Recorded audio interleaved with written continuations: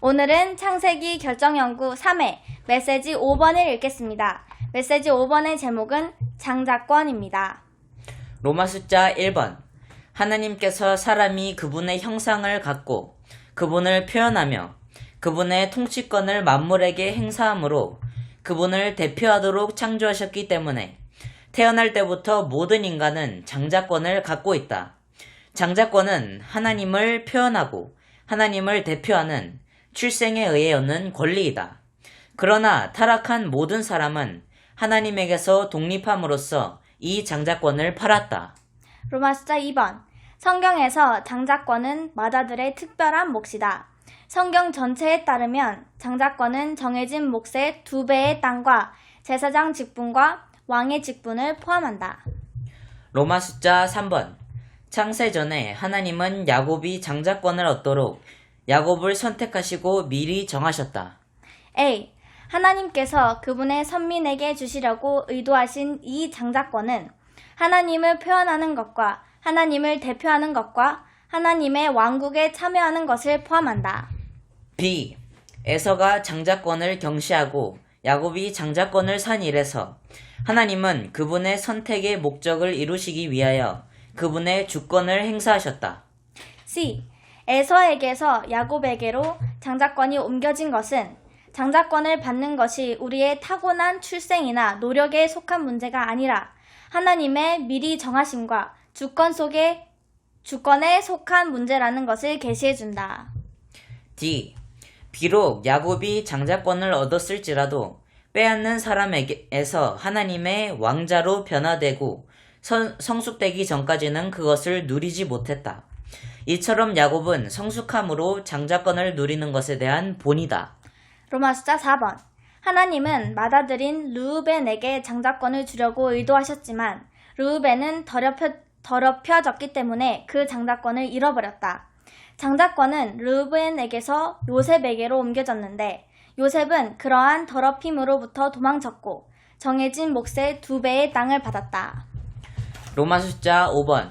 신명기 20장 1절부터 20절까지와 21장 15절부터 17절까지에 따르면 영적으로 말해서 싸움과 장자권은 서로 연관된다. 왜냐하면 우리는 오직 싸움으로써 우리의 장자권을 지킬 수 있기 때문이다. A. 우리는 싸움으로써 우리의 장자권을 지킨다. 그러므로 우리가 싸우지 않는다면 에서가 그랬던 것처럼 우리의 장자권을 잃어버릴 것이다. B. 우리는 우리의 장자권을 위해 싸우는 동안에 우리 자신이 아니라 주님을 신뢰하기를 반드시 배워야 하며 우리가 하나님께서 우리에게 주신 것을 위해 싸우고 있다는 것을 반드시 깨달아야 한다. C. 싸우는 것은 우리의 의무이지만 우리는 오직 주님을 믿음으로써 즉 주님께서 우리에게 싸울 것을 정하셨고 그분께서 우리를 위해 싸우실 것을 믿음으로써 이 의무를 완수할 수 있다. 로마 숫자 6번. 룻기는 어떻게 그리스도의 예표인 보아스가 구속된 교회의 예표인 룻과 그녀의 장자권을 모두 구속하였는지를 우리에게 보여준다. A. 장자권은 그리스도를 누리는 권리와 위치와 함께 사람을 하나님께로 이끌어가는 제사장이 되고 하나님을 사람에게 이끌어오는 왕이 되는 특권을 포함한다. B. 보아스는 하나님께서 주신 장자권을 귀하게 여겼고 자신의 장자권뿐 아니라 다른 이들의 장자권도 관심하였다. 그는 자신의 친척의 유업을 구속하기 위해 대가를 지불했고 그의 친척의 과부와 결혼했다. C. 보아스가 가난하고 연약한 룻을 동정하고 그녀의 장자권을 구속해 주었기 때문에 왕국을 세운 왕인 다윗이 태어나게 되었다. 로마 숫자 7번.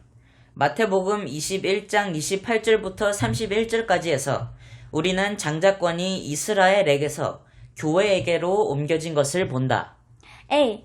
누가복음 15장 1절과 2절, 11절부터 32절까지에서 주님은 유대교의 인도자들을 맏아들에 비유하셨고 세리들과 죄인들을 작은 아들에 비유하셨지만 마태복음 21장 28절부터 31절까지에서 주님은 이 두 부류의 사람들을 반대 순서로 비유하셨다. B. 이것은 유대인들이 하나님의 맏아들이고 장자권을 갖고 있었지만 그들이 믿지 않았기 때문에 장자권이 교회에게 옮겨졌고 이 교회가 하나님의 맏아들이 되었다는 것을 가리킨다. 로마 숫자 8번. 그리스도 안에 있는 믿는 이들을 위해 잃어버린 장자권이 신약의 희년 안에서 회복되었다. A. 희년은 주님께서 사람들을 기쁘게 받아들이시는 해, 곧 레위기 25장에 있는 희년의 성취이다. B. 우리는 우리의 타락한 생명 안에서 우리의 장자권과 신분을 포함한 모든 것을 잃어버렸고 포로 상태의 노예가 되었다. 우리는 좋은 땅이신 그리스도를 우리의 몫으로 누릴 권리를 잃어버렸다. C. 참되고 완전한 복음인 희년의 선포는 노예 상태에서 해방되었고 우리의 영적인 장자권이 회복되었다는 것을 선포하는 것이다. 우리의 잃어버린 장자권은 구속되고 회복되고 복원되었다. D. 우리는 희년을 확산할 필요가 있다. 희년은 신약의 복음, 곧 포로들의 해방과 잃어버린 장자권의 회복을 선포하는 것이다. 1번. 누가복음에 게시된 대로 신성한 본성과 그 속성들, 그리고 인간 본성과 그 미덕들이 연합되어 가장 높은 수준의 도덕성을 산출한 것은 신약의 희년을 위한 것이다. 2번. 이 희년에서 우리는 모든 속박, 곧 죄와 사탄과 세상과 자아의 속박에서 해방되며 우리의 잃어버린 장자권, 곧 그리스도 안에서 3일 하나님을 누리는 권리의 누림 안으로 해방되어 들어간다.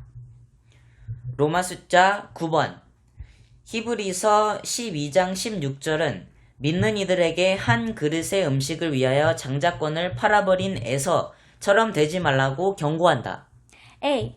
이삭의 맏아들인 에서의 장자권은 정해진 몫의 2배의 땅과 제사장 직분과 왕의 직분이었다. B. 에서는 세상에 속된 것을 욕심내어 자기의 장자권을 포기했기 때문에 정해진 몫의 2배의 땅은 요셉에게 주어졌고 제사장 직분은 레위에게 넘어갔으며 왕의 직분은 유다에게 돌아갔다. C. 히브리서 12장 23절은 장자들의 교회를 언급한다. 1번. 하나님에게서 태어난 우리 그리스도인들은 하나님께서 그분의 창조를 통해 거두신 피조물들 중 첫 열매이다. 2번. 이러한 의미에서 우리는 하나님의 장자들이다. 따라서 우리로 구성된 교회는 장자들의 교회라 불린다. 3번. 하나님의 장자들인 우리는 장자권을 가지고 있다. 이 장자권은 땅을 상속받는 것과 제사장 직분과 왕의 직분을 포함하여 하며 이것들은 오는 왕국에서 주된 축복들이 될 것이다. 그러나 세속적인 그리스도인들, 곧 세상을 사랑하고 세상을 추구하는 그리스도인들은 주님께서 돌아오실 때 이러한 축복들을 잃게 될 것이다. 4번. 결국 이 장자권은 천년 왕국에서 이기는 그리스도인들이 받게 되는 보상이 될 것이다. D. 오늘날 우리가 그리스도 안에서 특권을 받아 누리는 것은 오는 왕국 안에 있는 축복들을 미리 맛보는 것이다. 1번. 만일 우리가 오늘 그리스도를 좋은 땅으로 누리지 않는다면 우리는 왕국 안에서 그분의 안식 안으로 들어갈 수 없고 그분과 함께 땅을 유업으로 받을 수 없다. 2번. 만일 우리가 오늘 우리의 제사장 직분을 훈련하여 주님을 접촉하고 많은 기도로 그분을 섬기지 않는다면 우리는 왕국에서 그분의 제사장 직무를 이룰 수 없다. 3번. 만일 우리가 오늘 하나님께서 주신 권위를 가지고 우리의 영을 사용하여 자아와 육체와 우리의 온 존재와 원수와 그의 모든 어둠의 세력을 다스리지 않는다면 우리는 그리스도의 왕국 안에서 그리스도의 공동 왕들이 될 수 없고 그분과 함께 민족들을 다스릴 수 없다. 4번.